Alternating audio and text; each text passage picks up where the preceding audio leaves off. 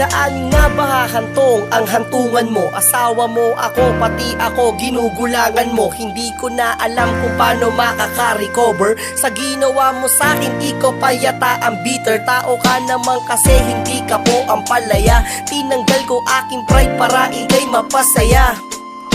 Ako'y nananaghoy, puso ko ay nabiyak. Nanlalalaki ka na nga pero wala pa rin react. Halos hindi mo na alam pati ang ating mansari. Ayaw lang kitang kasuhan sa kasong adultery. Ganyan ako magmahal, handa ako maging tanga. Pati ang bra at panty mo pag nilabhan may downy pa. Nilulutuan pa kita na may samang pagmamahal. Ayaw mo ako yayain pagsapit ng almusal. Sinunod ko utos mo at bawal pa ako malate. Halos lahat binuhos ko, hindi mo ma-appreciate. Lahat ng pangungutya mo sa akin ay puro hard. Tapos puro pasama ng loob ang aking reward. Ikaw na itong mali, ikaw pa tong nagdadrama. Mas sinusunod pa nga kita kaysa sa aking ama. Ayaw kitang masaktan ng physical o makante. Uunawain ka lagi kahit ikaw ay malandi. Estupidong na ako sa'yo, Diyos ko day. Basta gwapo ang guy, ibibigay pati puday. Ako ay nagtataka bakit sa'yo pa na in love. Hindi ka na magagamot ng mental o kahit rehab. Na-addict ba ako sa'yo? Bakit ako estupido? Siguro nag-retard na yung pumana sa ating kupido. Malabo ang kanyang mata, pasmado ang kanyang kamay. Kasi maling babae yata ang sa'kin na ibigay. Pag minamalas ka naman, wasak na po ang aking heart. Wala akong maalala na may maganda tayong part.